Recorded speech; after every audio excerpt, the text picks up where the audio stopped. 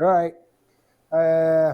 Taking off the front end. I figured it's not going to be too exciting. I already took this off. It was kind of already half off anyway, but there's a couple of studs right here that go through the, what do you call it? I think I had it. Where did I have it? Oh, it goes through the fender. That's why I didn't have that one. I was like, I don't remember taking it off. But they go through this part of the fender. That fender was already off, but those come off the fender. There's some small ones on the bottom of the plastic that go underneath the bumper itself. There's a bracket here. I'm missing a bracket just because, like I said before, this whole headlight panel that I have is all boogered up. So there's things that are missing on mine. So I brought this over here. This was already off from the fender. And I've got the bumper now, to the point where I've gotten all the bolts loose. I'm not going to take these brackets off. I'm just going to take the actual bumper piece off, take them off. And then from there, I'm going to clean all this up and paint it with the rust encapsulator stuff. That radiator, oh wow, it looks like I've got a leak. Yeah, I was going to say, that radiator is going away anyway. I'm going to get a good radiator for it. Up until now, I hadn't really, at least I didn't think I had a problem, but maybe I did. Like I said, I hadn't driven this since forever, but that may be existing. But I'm going to get a new radiator. I'm going to take the radiator out eventually and then clean all this up. You can see surface rust. It's not bad, but it does need to get some attention and some love on it. And like I said, I'll take this bumper off, and then it's got a, they bumped something. This is riveted in. So unless I break the rivets and re-rivet it, it's going to stay on. And then, of course, my fog lamps are down there. I'll probably take those off, clean them up, the fog lamps. I'm going to clean up what I can on this and see how far I get. I don't want to really mess with the rivets, although this one looks like it's already pulled through. So probably when they had their accident or their little bumper bender, they disrupted this side, because this is the side that had the headlight that was bad as well. Oh, it almost came off. I've got two nuts barely on. I'm going to take that off. But yeah, I really can't do too much with that front. I mean, I can clean it up, and that's what I plan to do, is clean it up, but I don't want to put that back together because I need to get a new headlight panel. And if I got a headlight panel, I would replace it right now. I've been looking on Marketplace, and there's a place, I think I found a place, but I've got to contact them. They're quite expensive too. And you can't just buy one side, because that side's the boogered up side. This is not. It's all one piece. And it gets tucked up under here. So you'd have to take all these little mountain screws, or this basically just holds the cover on.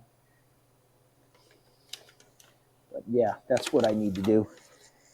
Get one of those. Something else. Oops, sorry. I'm apologizing to a freaking light. What time is it? It's probably time for bed. Something else. I'm sure you guys all have run into it, and now that I look at it, this bracket right here that comes down, you can see it's bent, and I just bent it a little bit because I was trying to take off this bolt that was still in there, and that holds the bottom of the fender as it wraps around. Well, it's rusted in there. I put some PB Blaster on it, and it didn't do it. These little brackets that hold that self-locking nut, I guess, that they're starting to spin. But when I cranked on it, I was so focused on cranking on it and breaking it loose, I didn't realize I was bending this piece. So I'll bend that back out. But to note, I'm not sure what I'm going to do. I'm going to probably heat it up maybe, or yeah, I'm going to do something. I got to get that off, because without getting that off, I'm not going to be able to, or I mean, at minimum, I can grind it off and pop it out, but I was hoping to save that little nut, but maybe that's not the case. I also have to order fuel line, or this is brake line, but I have to order fuel line and brake lines, because this is the brake line I'm going to replace. It goes back to the rear. This is the fuel line. And I think I may have said something before, but if not, down there, my fuel pump, I replaced that, a long time ago, right? So what I'm realizing is that is not the exact fuel pump that should be on here. It worked.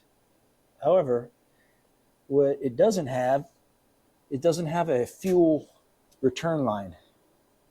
It has a fuel inlet, and then it has the discharge to the carburetor, but no vent, which is why, now mind you, I can't blame anybody right now, so I'm going to blame myself just because I can't remember. But this right here is I got it blocked off. I don't know if you can see it. This is the fuel return line, but it looks like I've got a stud in it, and I clamped it down with a hose clamp. So I guess the question now is, do you even need a fuel return line? It's been running without it. I guess the one thing that I could think of is it may help prevent vapor lock, just by not, giving it a place to return to instead of sitting there getting hot. But yeah, if you guys know maybe the pro of having a return line, because I apparently have been running it, and again, I keep repeating myself, but last time this thing was on the road was 1992, and then it was on and off, week here, 2 weeks here, while I was on leave. I bought it in 1987, so for 5 years, on and off, as I would come home on leave, whenever. It'd be every couple years, every year, I would drive it. But maybe it was vapor locking and I didn't realize it. But yeah, those are some of the little hurdles I'm running into. Not hard, just hurdles. But yeah, let me get to cleaning this. It's not exciting, but I'm gonna clean off the rust and then put rust encapsulator on it. All right, guys. All right, guys. Got more of it off. I cleaned up a little bit. I got to get back in there. So right now what I'm doing is I'm trying not to make a mess, but I'm slowly draining what radiator fluid is in there. And it looked like it was probably 2/3 full in the radiator. But radiator's fluid actually looks really good for being 30 some years old. But yeah, I'm going through here, and then I'm going to turn this off. Once I get the radiator out, then I can get down in all those little cricks and crevices and clean them up. And I took out the canister. You can see there's some surface rust here. Nothing alarming. It'll all clean up, and then I'll put rust encapsulator on it. On this side, though, I do have some corrosion. I don't know if you can see that. There's some corrosion. It's not broke through. It's not the best, but it's not all the way broke through. So I'm still debating whether I should cut this out, weld in a new piece, or just put rust encapsulator over it. I really don't want to take this off. Right now it's all, but who knows? I did buy some body mount bushings, so I've got a whole set coming, and that way I'll be able to replace these and then eventually get the ones that are in the back as well. All right, I went a little further than what I thought I was going to go. So I took off the radiator support, and you can see there's rust, but it's not bad. It looks bad, but it's not as bad as it could be. Nothing's really rusted too bad. These holes sometimes get really wallowed out, but this one's not too bad. I took it off because I want to cut this piece of metal out right here and then weld a new piece in, and that was the only reason.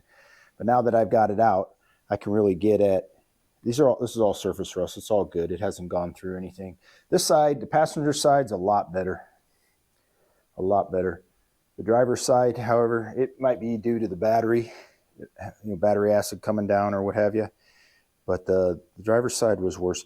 So now that I got it off, I can really get under here and clean it all up. The top, you've seen the top. But yeah, that was my primary purpose, is to take this off so I can weld a new little piece in here. Underneath, you can see it's fairly good as well. A little bit of surface rust, nothing bad. Overall, now on the side here, same thing, just surface rust. I have a new set of these, like I was saying, I have a new set of these coming. I'm hoping they come by the time I'm done with this, just to line it up. Yeah. What a mess. It's a slippery slope. When you think you're just going to kind of go over something a little bit and not go too in and just clean it up a little bit, and then it's like, what about this? What about this? So I just tore it apart and said, screw it. Weld that in. Go over all this front end. Clean it up. I already started cleaning up my power steering box. Getting it all cleaned up. Why I have access to it. And I'm thinking now that I have access to it, I might order a new, like I was telling you earlier, I might order a new pump because it's right there. I don't even have to kind of climb under it. I can sit right here and take it all off. And this is that line I was trying to show you from the other angle, which is the return line, I believe. But yeah, I could probably put a new pump on it right now. Well, not right now, but you know what I mean. Before I put all this back together, so I don't have to booger with it. But other than that, it's slowly coming. We're kind of at the mercy of waiting for the body mount bushings. And but in the meantime, while I'm waiting, I'm going to clean all this up, like I said, and weld a piece of metal into this. Kind of bend it down and figure out. I'll get a template going somewhere. It looks like it's pinned there with some kind of what do you call it? Tack weld or something. There's something there, but I'll figure it out. I'll figure out how I can get into the good metal, because this seems all good right here. It's a little pitted, but it's really solid. It's this piece right here that was cattywampus. And then let's see what it looks like from your side. See if you can see it. Yeah, that's the other side. So it's not all too bad. And you can see it's, probably the light's too blurry. Let me turn the light down a little bit. There we go. I don't know if that helped or not, but you can see it's not that bad. And this side looks perfect. Well, not perfect, but a lot better than the other side. It looks like all surface rust. Clean all that up to that. This looked like that before I took it off, so I was able to clean this up like this. So I'm assuming that's going to clean up as well. But all right, guys, let me get back to it. I'm going to start cutting out a piece of metal and welding this in. All right, I fabbed up a piece. I cut it out. I was talking about where I was going to cut it, but this is where I cut it. So this is the new piece. And of course, I think you remember this old piece that was all rusted up. Had the hole in the bottom and a hole on the side. So I went, and again, it's repurposed off of a fender that was good metal. And so I banged it up and got it into shape so it will fit just like that. And then before I tack it on, though, I ground this up, scuffed it up, but I'm going to put some rust encapsulator on it and get it all in the crevices and the back of this as well before I weld it on. But just so you're wondering, I have no fancy tools. The fanciest tool that I have when it comes to metalwork, aside from the grinder, which is a blessing, is a brake. and that's a Harbor Freight brake, and I can't remember how much it costs, but that brake. And then I use boards, hammer, anything that I can find to manipulate the metal into a shape. I bend it. And then I've got a pair of these kind of vice grips that I use, and I kind of use it to manipulate the metal a little bit, and a file. Nothing fancy. I just, of course, there's nothing fancy coming out of this shop. It's just, or I shouldn't say shop, my garage. But it is what it is. And I guess my point is if you can, if I can do it, you can do it. Just find whatever you got laying around, whether it be an anvil, a piece of board. I've used all kinds of boards, 2x4s, 4x4s, those 6x6s, and however I want to shape it, clamp it. But anyway, that's where I'm at with this. So I'm going to go ahead and prep this metal with, clean it up a little bit more, and then I'm going to put a rust encapsulator on it and replace. You can see the difference right there. What's rusted out, the holes. But yeah, let me get back to work, and I'll bring you along when I get a little further down the road. All right, here's what we got. I got it all welded in, knocked down all the welds pretty smooth, and then I put Duraglass over top of it. I'm gonna let this dry, and then when I come back, I'll smooth that out and then go over the whole thing, and then hit it with rust encapsulator, and then probably an epoxy or something over top of that. But yep, there's where we are. Didn't turn out too bad at all. All right, kind of bringing you back in. Right now I'm on a little bit of a hold. I ordered those body bushings, and they didn't come as fast as I wanted them to come. I called them a couple days ago. They said they were shipped out. I got the tracking yesterday, so it should be here in the middle of next week. So probably 4 days from now. So right now I'm kind of held up on putting all this back together until I get the bushings. But while I've been held up, I've been kind of going through a couple other things. So this is the radiator support that I went over, and I sanded it all down, got all the rust off of it, and put rust encapsulator on it. And then this is the part that I had welded in. This whole piece right here was all welded in. So that's all new. These little fog lamps that came off the bumper piece, I took those off, sanded them down with some steel wool. They were pretty clean, but they were kind of a dingy, it looks like a pot metal. But I put some epoxy black paint because I want to go with a subdued, or like a black theme on whatever the color is going to be. I want everything else to be blacked out. So this is turning out really well. The front of it, I cleaned all this up, cleaned up my power steering pump, put some rust encapsulator on that, cleaned up the edges of the subframe where the bumper and the it's a slippery slope. I hadn't planned on doing all this, but I guess it's better that I did. The bumper brackets that I swore I wasn't going to take off, I took those off, and I cleaned them up and painted them as well. And then the bumper, I snapped off a couple bolts, but that's all right. What I did is I put some where the fog lamps go. I drilled a pilot hole in there, and then put little bolts in there so that and I also went over that too with all the metal pieces of it. I went over that as well, sanded it all down, and then put rust encapsulator on it. So I'm kind of like at a standstill until I get these bushings, because once I get these bushings, then I can start pushing this back together and continue moving around to the next project, which will probably be the other front fender. And then it will be, I'd imagine, the floor pan on that side, then that door, just to go over that door. But once I get the floor pans done, then I can go underneath it now, because I've been debating what I'm going to do, or how I'm going to do it, sequence I'm going to do it. So I'm going to hold off on the fuel lines and the brake lines until my floor pans are done on both sides, and then go under it, like I was saying, coat that, then put the lines on, so I'm not trying to paint around lines and all that other stuff. Yeah, so that's where I'm at right now with this. And oh, I'm going to show you something. Look what I got today. Now, let me turn the light on.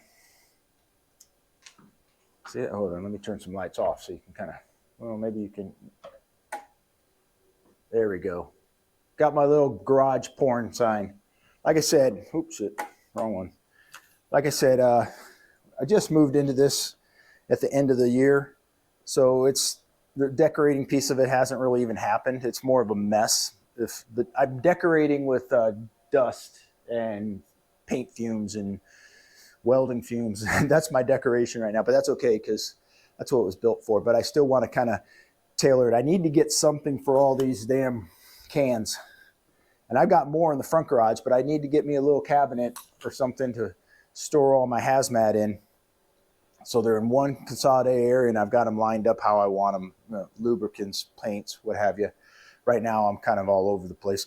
What I do is I put most of them on that bench for right now, and then if I think I'm going to be using something, I put it on the front of that car because the heater's there, and it keeps them a little warmer. So it's kind of, but yeah, probably the next time you're going to see this is when I get some body bushings. Until then, I don't really have anything else that I want to put into this video. Still looking for a headlight panel for the front end, because until I have that, I'm just going to probably put that on there temporary, like loosely, until I can find a panel. So I'm going to pull it right back off and replace that panel for the front end. And I've gone around and I've already got these off, these bushings, but I went around and loosened those. I haven't loosened the back two yet, so that's probably what I'll do. I've been spraying that PVE blaster on it, so hopefully these two I was real careful. Loosen it up a little bit, tighten it up a little bit, loosen it up a little, tighten it, just kind of break it free, because what I don't want is that nut to spin free inside that little cage. If it does, I'll fix it, but I'm trying not to do that. And then the back piece of it, I lubed that back one when I redid this floor pan on the driver's side. I haven't gotten to that side, but I could easily just cut a hole there and get in there and start lubing it now. But all right, guys, let me let you go, and then I'm just going to do some cleaning up and stuff like that, but I'm waiting on the bushings. Well, well, well, look what showed up. Finally. They've got it all nice and individually wrapped. This was from Global West Suspension. Took a little longer than what I wanted, but no big deal. I'm going to start putting this on. Well, I've got it all laid out, and they sent pretty good instructions, but I'm still a little confused. The back pieces, I'm pretty confident on how the back goes, the main frame rails. The radiator support with these extra spacers. Since mine are already off, I guess I'm going to have to look at those old ones and try to figure out if, like how the depth of it is, so that my radiator supports at the same level. So I've got 3.5 inch ones. These are for the 2 firewall mounted, and then the 4 inch are for the, like, underneath the seats. And let me show you what I got. So a lot of rust came out, but not as much as like I've seen on some people. So even the bolt, I've seen a lot of guys' bolts where they were just totally corroded. Now, it's not exempt from corrosion, but it's not bad corrosion-wise on the bolt itself. The underneath of it looks pretty good. Surprisingly, I shouldn't jinx myself because I'm on the passenger side right now. See, you can see all my rust down here. Let me see, I haven't even pulled that one out, have I? There we go. There we go. So you can see that bolt too. that bolt's not too bad. I mean, I'm not going to reuse it, obviously, because I've seen a lot of guys it was a lot worse. But I was a little hesitant to, because the instruction says loosen one side, whichever side you're not going to do, loosen that side, and then remove all of them from the other side. And I was like, yeah, shoot. But that's why I got a little extra jack stand, because my car's already on jack stand, so I threw an extra one under there. I put a jack over there. Just wanted to make sure that, and I put my phone next to me, so if it comes crashing down on me, at least I can tell my wife, hey, come get me unpinned from the car. But yeah, so far that one's not, this side is done. I'm just going to clean up those areas, spray some rust encapsulator, rust reformer, whatever on it before I put the new ones in. And the new ones are solid mounts, so they're not the rubber. I'll probably put some grease or something on it just so it doesn't corrode. Not sure if it will, but yeah, once I get those two done, on the passenger side, I'll go over to the driver side, and so far I've been lucky, and all of them have been coming out without stripping out cage nuts or anything like that. And of course, when I took that floor pan out on the driver's side, I started spraying it early with PB Blaster, and then a few days ago I cut a hole in the floor pan that I haven't replaced this side yet. So I cut a hole in the floor pan and started squirting it with PB Blaster. So, and I worked it back and forth, a little bit tight, a little bit loose, a little bit tight, a little loose, and just kind of get it, sprayed some more on it. So hopefully driver will go as good as this side's going so far, but I'm not ready to call it a win yet. All right, guys. All right. Literally 5 minutes later, I got it out. So what I did is I just took a X-Acto knife, basically cut that rubber, and then it came out. But tell me if I'm wrong. Is the big one supposed to be on the top or the bottom? Because I don't think it's the way it was on that side. I could be wrong, but it just doesn't seem. You know what? Maybe I am wrong. Maybe I'm wrong, because this is the center.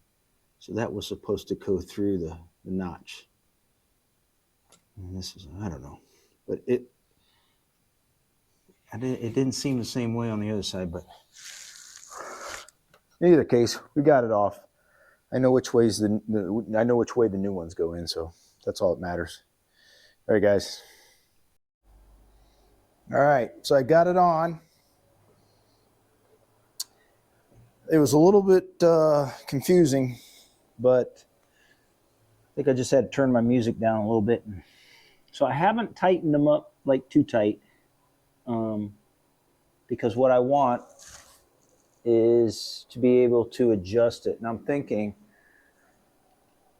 because you can slide this in and out, and actually I even have shims to shim it up and down, but I just kind of went off of the old ones. And it's kind of a hard reference because the old ones are so beat up, you can't really tell what the thickness was between it, so that you could have the right spacing up and down. But I have spacers here.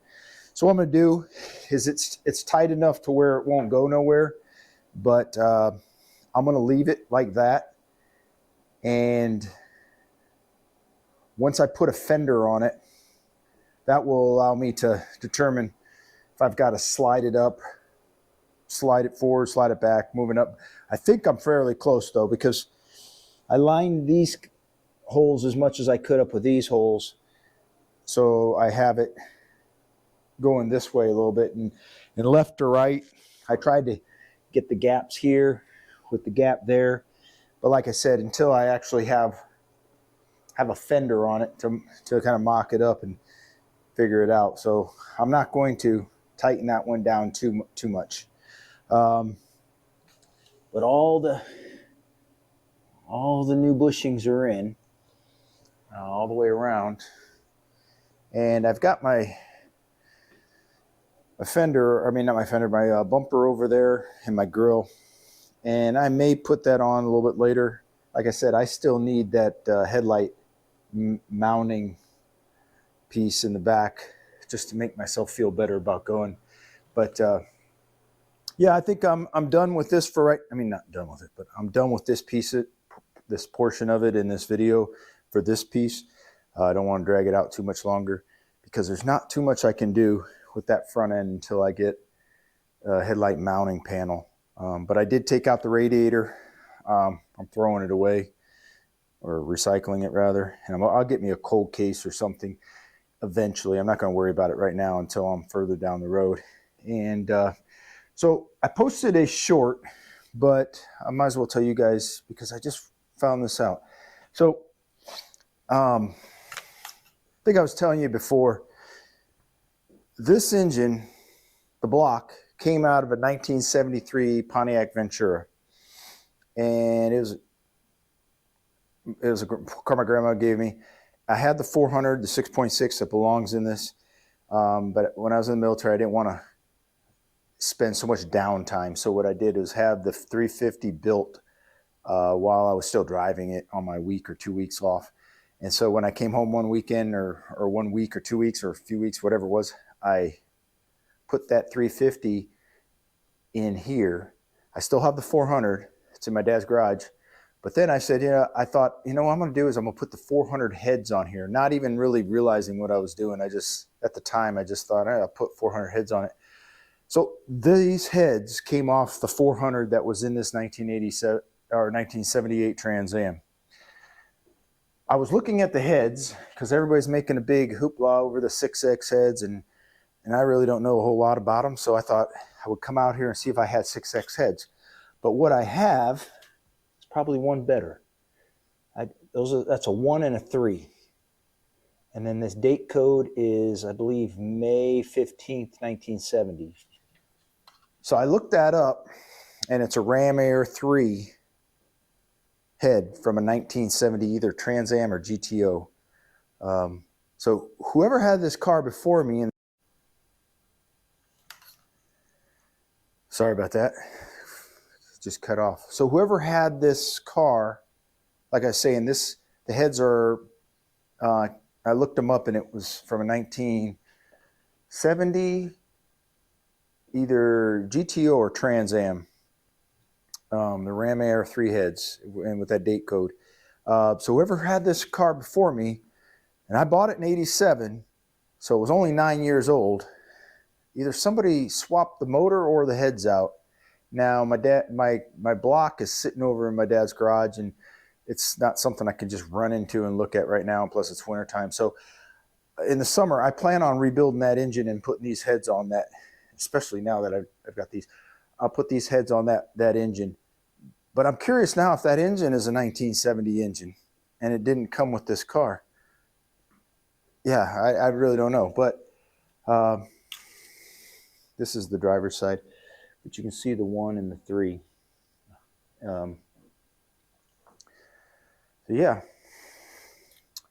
Yeah, probably next I'm going to do that passenger fender. You'll see it in the next video. It's a little worse than what I thought it was. But all right, guys, thanks for watching.